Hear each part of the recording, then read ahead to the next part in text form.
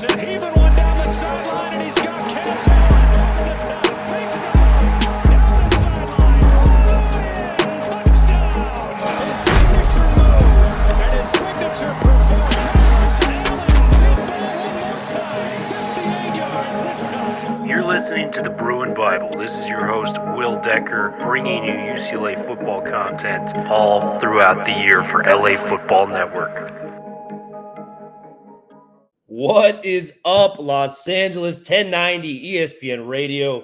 It is Friday. Spring has sprung here officially in Los Angeles. Getting close to spring football for your UCLA Bruins. A welcome sign after the Pac-12 basketball tournament. But, man, spring football is here. Deshaun Foster entering his first spring as head coach of UCLA football. I got the Madman, per usual, to my right.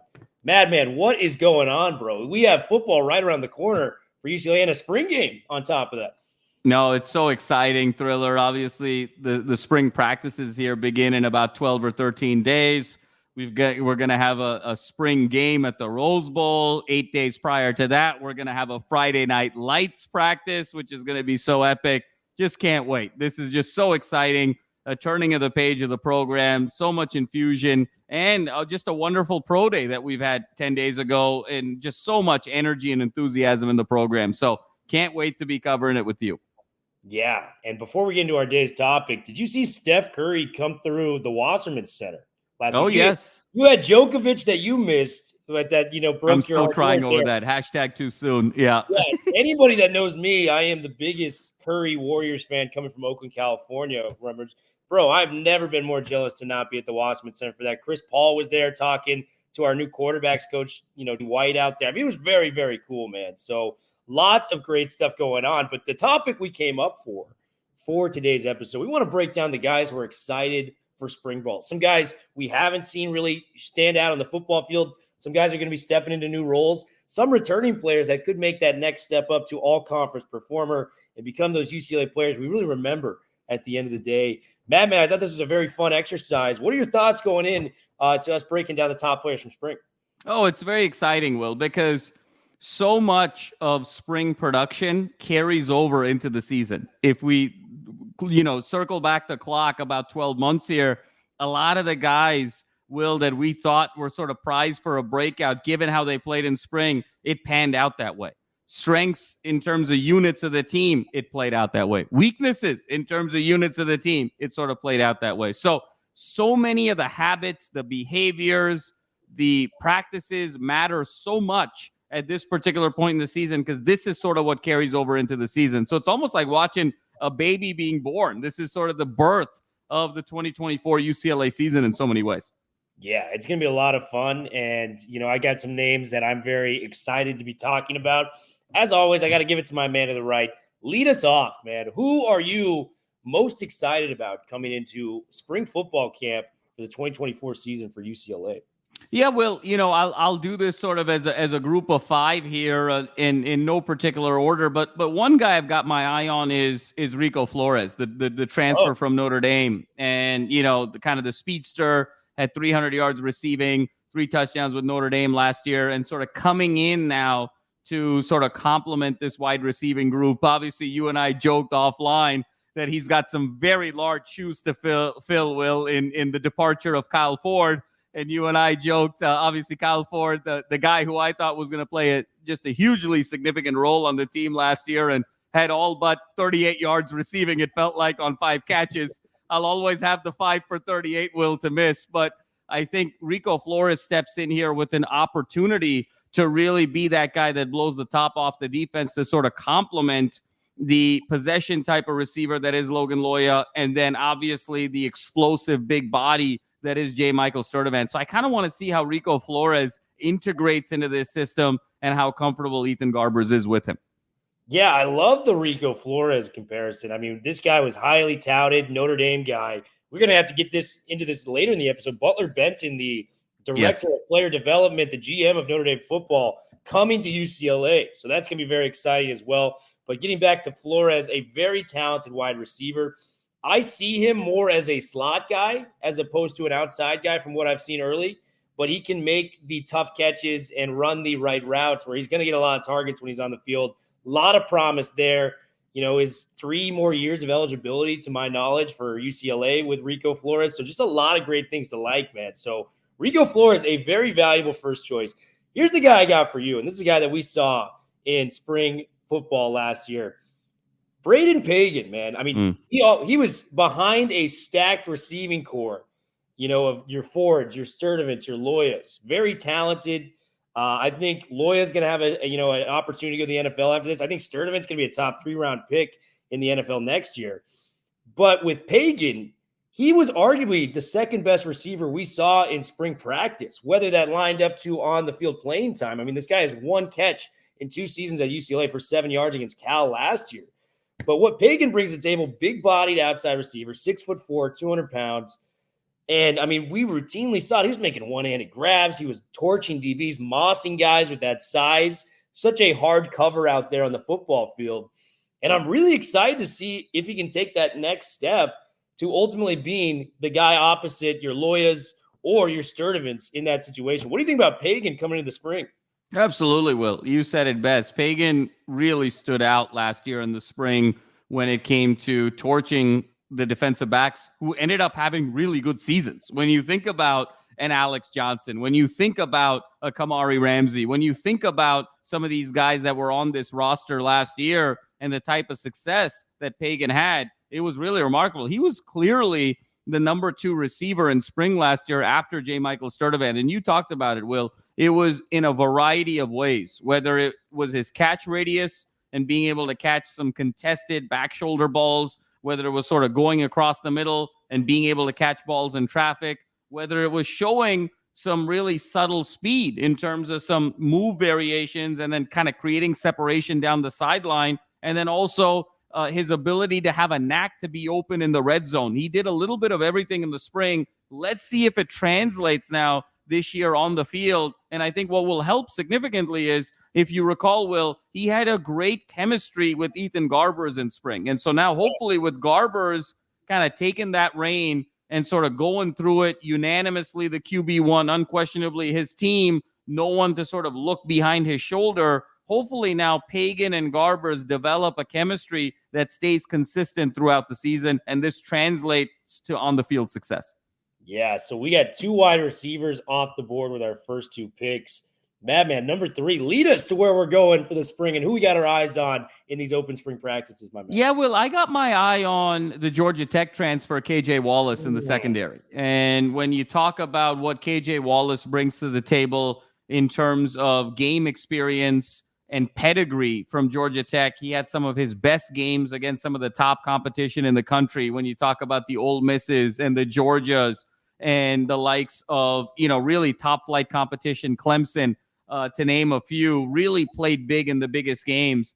And one of the position groups that really sort of separated last year in spring and stood out was the secondary. And now when you look at kind of the secondary turnover, when you talk about losing Ramsey and Humphreys, Alex Johnson terms out. When you talk about really trying to figure out who that next captain of the secondary is going to be, a void that we haven't yet filled from the days of Blaylock, 2 years ago.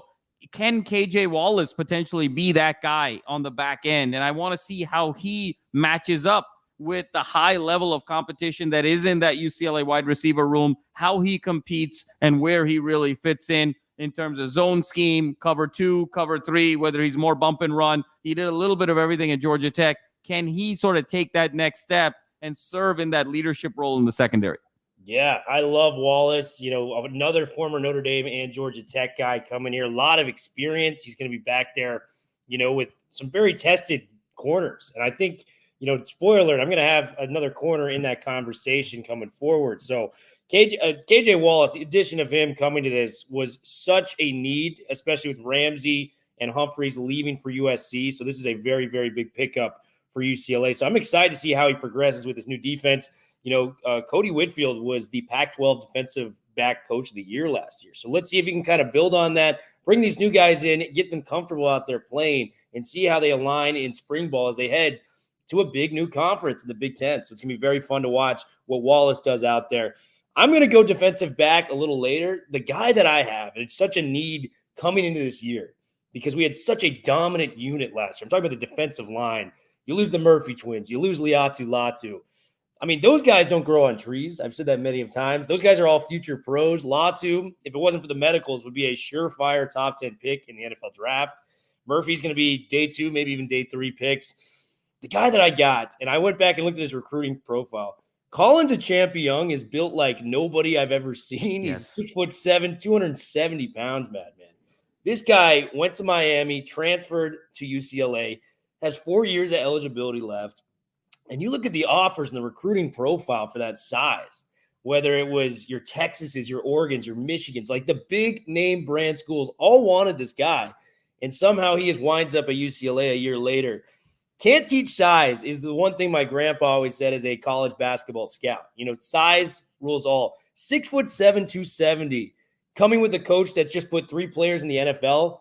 I am excited to see that, especially at a position of need where we need somebody to step up on those edge rushing positions. Champion is a guy that I'm going to have my eyes set on, man, because size, speed, flexibility. He used to be a basketball player, so he's super athletic. I like everything I'm hearing about Champion. To be able to see him on the spring practice field is going to be a treat for me just to kind of evaluate him and what he's going to bring to the table. What do you think about Champion? Oh, I love the Champion comp here, Will. And I'm so happy you brought it up because we were so excited about this get about 60 days ago. And how much has happened in the UCLA offseason since then between Chip and Deshaun and Eric Bieniemy and all of the movement that he kind of became the forgotten guy. And I think that him stepping out on the field with that 6'7" frame that you mentioned and just that sheer raw athleticism, explosiveness to be able to fill those voids, I think it's going to be really exciting to see. And we saw that in spades last year in the spring, Will, when we said, either this front seven is really, really good or this offensive line is really, really bad. But this front seven is sort of living in the backfield right now. And truth be told, both were true. It was sort of an and. So Chiampong has an opportunity to make an immediate impact here, and I think he's going to do that. And as we've talked about, in modern football, modern college football, obviously you need to be able to score the ball in this day and age. But the one advantage you have on the defensive side is your ability to get to the quarterback and strain pressure. And no better than Chiampong. And he's got some big shoes to fill, but he's got the frame to sort of carry that load. What a great pick there, Will. I love it.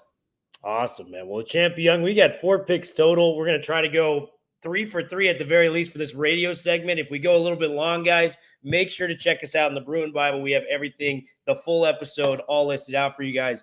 Number 3 for Mr. Madman. Who are you going with and why?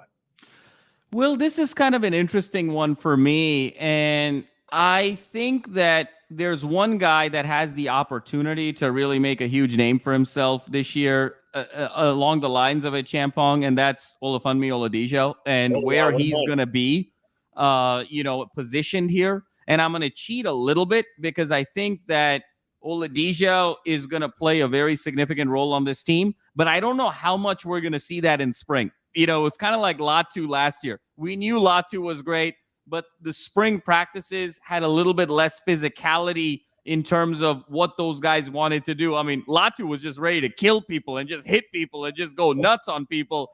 And you could tell kind of Chip and Deshaun and everybody else was kind of rating him in a little bit. And I think it's going to be a similar story with Oladijo, but I think he's going to play a significant role. I'm fascinated, Will, to see how John Vaughns is going to be positioned on this team this year. Yeah. Is he going to be kind of this hybrid linebacker safety role? Are you going to put him more in the box? Are you going to have him kind of play more coverage? He's so versatile. And I think last year, so much of his baseball kind of came into impacting some of his spring production. Now he's got another year under his belt of playing both sports. I think there's going to be a different mentality and focus coming into football this year. And I think, again, where he's positioned, how he plays, who he matches up with, and where his utilization is best, he has the ability to sort of change the complexion of a season given his versatility. Really excited to see John Vaughns this year. Yeah, John Vaughns, I think there was if we did not get the Wallaces coming through from Georgia Tech, I think there was a real shot he moves to safety. And maybe that's a better position for him projecting towards the next level if you want to take a shot within the NFL. So John Vaughns is great. Oladejo, though, man, that was a guy that was on my list, and I like everything about him. He came in.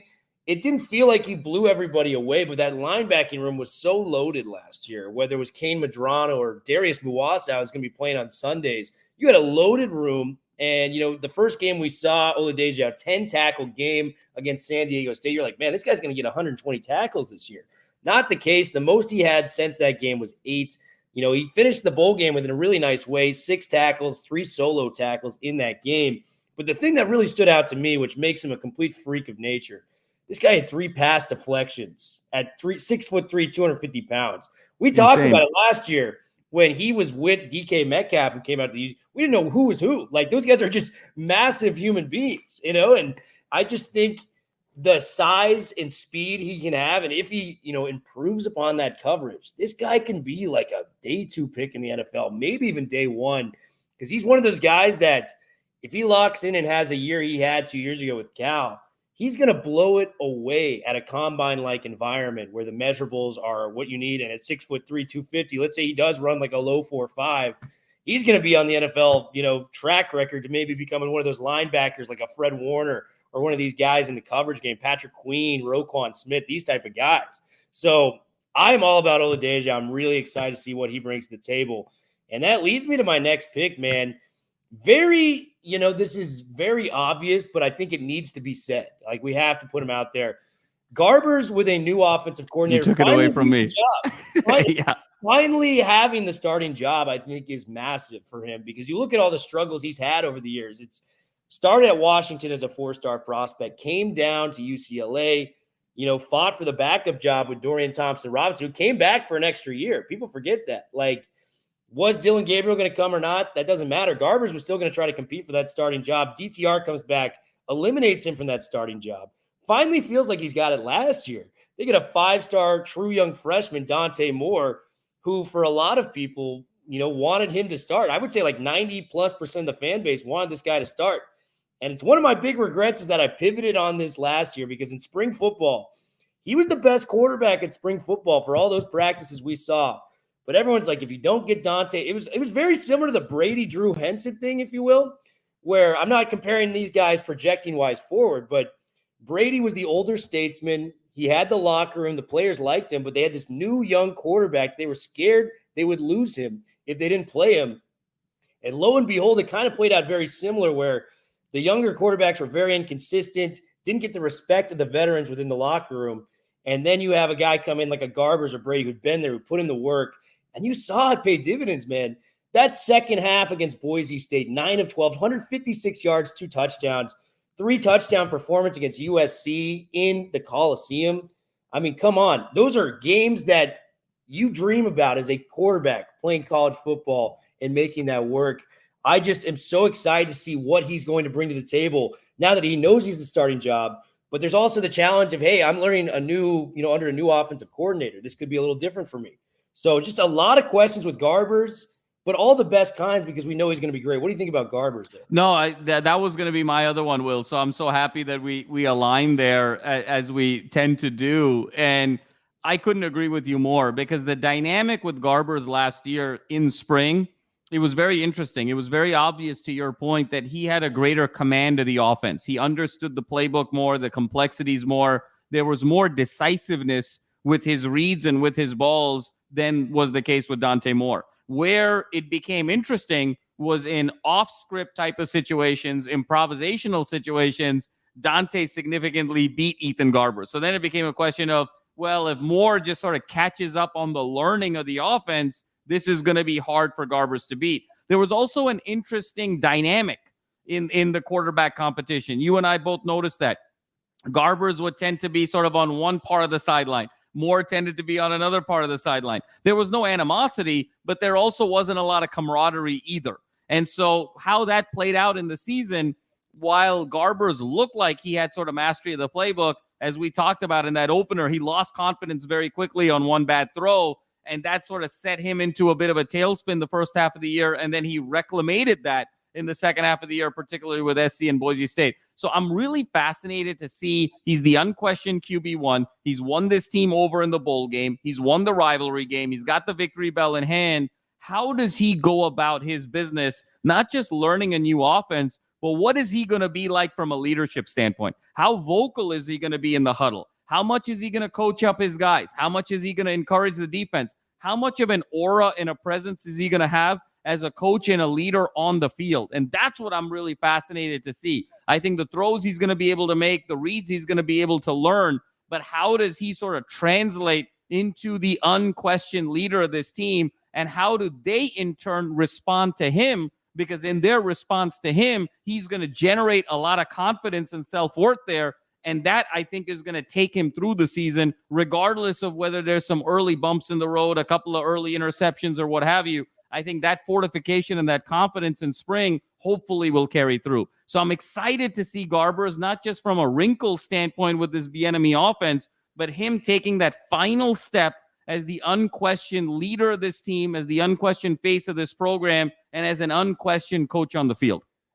Yeah, and if you're listening to this on LA Football Radio, guys, check out the rest of the episode. We Got You is going to be on the Bruin Bible. Make sure to check it out. But to your point of Garbers, man, the thing that was crazy that played out was when the play broke down, Moore made better plays until it didn't happen in real time. Because how many times when it happened and the pocket collapsed and Moore just panicked, where you look at Ethan Garbers, man, this is the Boise State game, 3 carries, 38 yards. Like, he's not a first-read quarterback. We all remember the USC game where he ran for a first down on 13 yards, which really gave them the momentum in that first half to take the lead. So Garbers, for what we saw in spring, it played out completely different because he was just more comfortable with the system. He knew if this doesn't work and that doesn't work, I got to use my legs. Whereas Moore was just trying to play catch up the entire year and it just never worked out. It also shows, Thriller, that as much as I think spring is a tremendous barometer for certain positions, but it's also not really a correlation to other positions, because the difference between spring and the game was obviously speed of line play, right? When we talked about how much is this offensive line going to hold up in real time, how explosive our sort of pass rush is going to be that they're going to have to deal with, right? The offensive line wasn't really tested very much in real sort of compromising situations in the spring. So it made maybe Garber's strengths feel a little bit deficient, and it made Moore's deficiencies feel like strengths because it wasn't quite that sort of real-time simulation. So that's also going to be, I think, a really interesting piece. Now that there is going to be a spring game, quote unquote, it's not just a spring showcase. It's not just a collection of drills. How does Deshaun Foster design spring practice to lead into a game type of situation? And so are those practices now going to be more reflective of game-like scenarios of you're putting a hat-on-hat offensive line with defensive line, so these quarterbacks and these receivers generate the necessary timing and urgency that it's going to be on the field? And I think that's going to be a really fascinating wrinkle to really just even observe Deshaun Foster and how he's going to manage his practices. How vocal is he going to be? What is his coaching style going to be? Is it to pick guys up? Is it going to be to chew guys out? How much is he going to rely on his assistants? What is he going to rely on his assistants for? And where is he really going to emphasize practice being? So I think a guy to watch even more than the players in so many ways is Deshaun, because it's going to be kind of a window into his soul, and it's going to be kind of a window into the soul of the program. Yeah, man. And just like with Garbers, I'm just happy for him. You know what I mean? He went through a lot to earn that job, and it's going to be fun to watch him. I'm excited to watch the backups play it out because in a lot of ways, man, like Justin Martin to me felt like the third best quarterback on the roster, yet all the playing time went to Schlee when it hit the fan. So does J-Mart step up and be, QB2, kind of what Garbers was, 2 years ago, where he's waiting in the wings, his time's going to be coming, and just things like that. So like we have that going on, offensive line development, just a lot of different positions. Do you have any more guys you're excited about? Because I got a couple more and we can keep this thing rolling.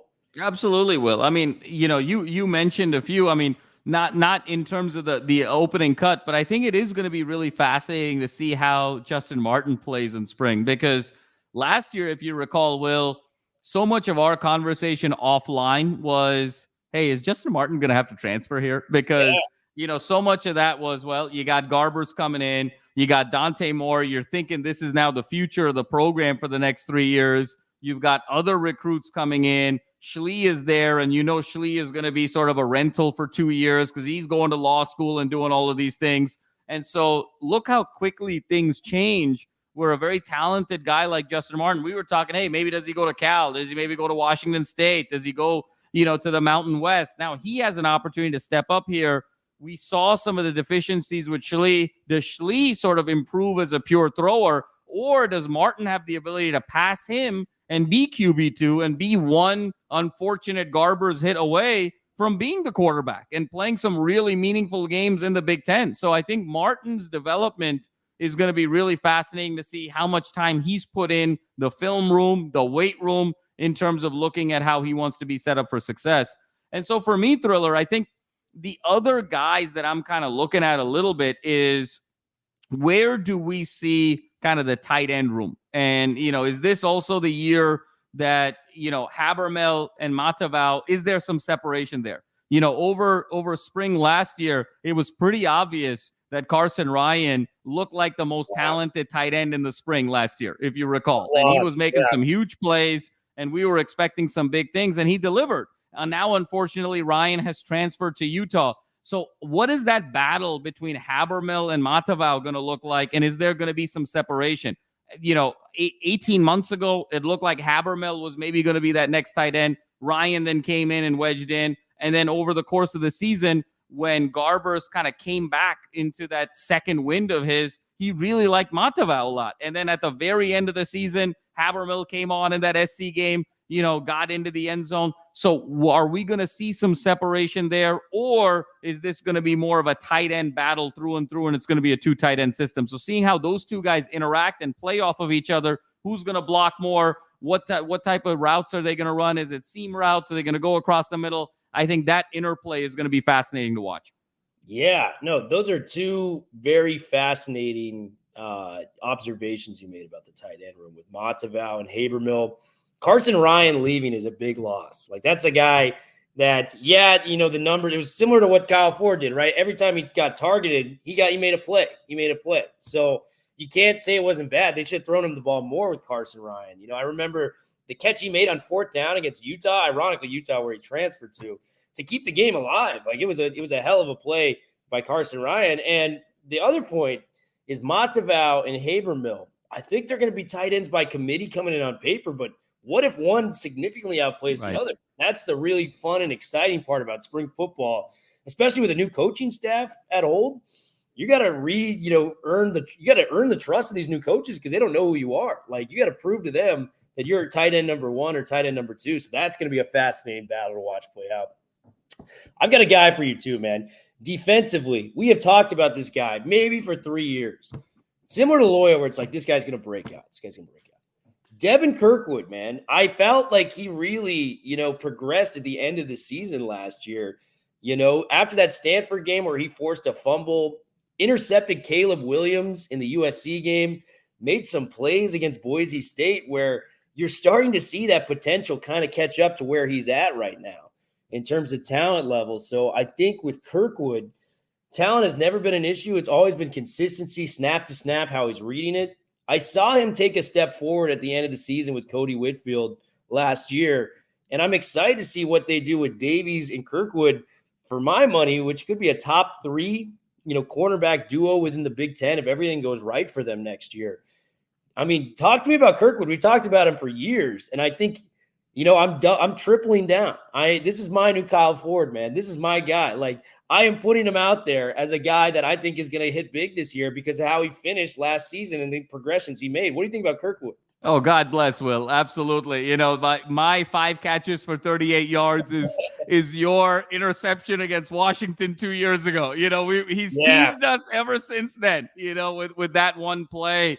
And we've talked about the value of the big corner and being able to kind of grow into his body, grow into a physical corner, but also sort of grow into sort of a mentality of preparation and meticulousness for his craft, and really sort of use his hands well, use his hips well, and really sort of generate a lot of production on the field. I completely agree with you. I think different guys mature at different ages. We sometimes forget that we're talking about 18 to 22-year-old kids here. And so some kids are ready at 18 to come in, make an impact, be disciplined, and just do the things they need to do to be successful. For others, it's a little bit more of an ebb and flow. I mean, we saw it with Alex Johnson last year, year 6 in the program essentially, and then have this incredible renaissance period. So I completely agree with you. How Kirkwood played, particularly against USC with that interception, but also just the rest of the way through. When you talk about him locking up Taj Washington, when you talk about him kind of going shot for shot with Brendan Rice, not backing down, and then you look at how he did in the LA Bowl and the way that defense really locked things up in the second half. Can he take that potion? Can he take those ingredients and translate it over into the season? And I think it's set up very well for him, Will, because the Big Ten has maybe some bigger receivers, some guys that maybe aren't as twitchy as were in the case in kind of the traditional Pac-12. And so I think it can fit into his body type a little bit more, where he can use his strength and his body type to potentially overpower some of these receivers at the line of scrimmage, get the requisite leverage that he needs, and be able to sort of shut these guys down, or be able to get them off script, off timing, off schedule, and really disrupt passing plays. So I totally agree with you. It's all set up for him for a big year. And I think it comes down to an element of personal belief. I think 2 years ago, he made plays here and there, but I don't know if the belief was there that he was ready to be a leader in this secondary and a bona fide starter. And I think the confidence ebbed and flowed. Now, I think he's in a situation where he believes that he belongs, that he's a leader, he's a star, and let's see that translate week over week. Yeah, and, before I toss it back over to you, there's something to be said about guys for UCLA specifically when they have that game against USC. Like Greg Dulcich, his breakout game really was the USC game a couple years ago, and he comes back. He was in my opinion, the best tight end in the country when he came back for that year. Even Dorian Thompson-Robinson, there was a confidence. When he started those 8 to 9 games, the next season, he was a legitimate Heisman candidate before it kind of broke off at the end of the year. There's something to be said about balling out against your rival and taking your steps to the next level. And Kirkwood, confidence always looked like an issue for him out there. Very talented, but he'd, make a mistake, and it looked like he got in his head a lot. Similar to how I felt with Klay Thompson earlier in his career with the Warriors to kind of pivot to a different sport. But when you have that confidence going, listen, I just picked off the number 1 pick in the NFL draft, and I was a huge part of the reason why we beat USC, our crosstown rivals. That confidence starts to glow. Like once you have that first achievement, you can be a very, very different person in the good way. Like your confidence, you believe in yourself more. So after seeing the track records of what happened to previous UCLA players when they balled out in that USC game, what I saw from Kirkwood to end the year, I think we could be in for something nice with Kirkwood. It may have taken a while, but we could be at that destination right here, Madman. Any more players for you off the top of your head before we wrap this up? No, Will. I mean, I think we've sort of covered it end to end in a really significant way, and I just love the point you made about the power that USC game has on the following season, and in many ways on a career. I mean, when you think about even going back pre-Chip or early Chip, I mean, think about what the USC game meant for Joshua Kelly in terms of his signature performance, not just from a UCLA perspective, but the confidence it gave him to be a very credible NFL player for a few years. When you talk about the way Demetric Felton played against USC and competed so hard, even whether it was wins or losses, but put up big numbers, and then what that meant for him in the NFL. You go even further back, look at what it meant for a Jonathan Franklin. Look at what it meant for a Brett Hundley. Look what it meant for a Jordan Payton. Guys that have played USC really well, it's either translated into some significant confidence the following year or the rest of their UCLA career or their ability to be really solid NFL players. I mean, you saw the way Miles Jack played against USC, the way Anthony Barr famously knocked out Matt Barkley. I mean, Anthony Barr ended Matt Barkley's career at USC, and you saw what a season he had. Kendricks, the way he played against SC en route to winning 3 consecutive games from 2012 to 2014. So the power of that SC game means so much to sort of UCLA culture. It also speaks to, the most recent interview that Deshaun Foster had this year, with the LA Times, where he was sitting in his office and right behind him was a Bruin bear that was sitting on top of a sign. and the sign literally read "Kill SC." And so, and this is sort of the highest sign he's got in his office right behind him. So the power of that game and what it means, not just to this program, but to these individual players' confidences is absolutely significant and can't be understated. And I think Kirkwood and the rest could be this next wave. Is it Habermel? Is it TJ Harden taking that momentum now to be unquestioned RB1? Of course, Garbers. Is there an opportunity now for a litany of these players to say, we did this with our rivals, we run LA, now let's run more than just LA going into 2024? Yeah, man. Great points. Great time having, talking about what we bring into the table in the spring portion of football. Football's back, baby. 365 days a year. We got you covered here at Los Angeles Football Network for your Bruins. Check us out. Make sure to like us, subscribe on YouTube. We'll be back very soon. We're going to be out there at practices, guys. So come up, say hello, give us your opinions, give us where you guys think we should, pivot to with the podcast. I'm interested to hear what you guys got to say, man. Have a blast. We will be back very soon. Bruin Bible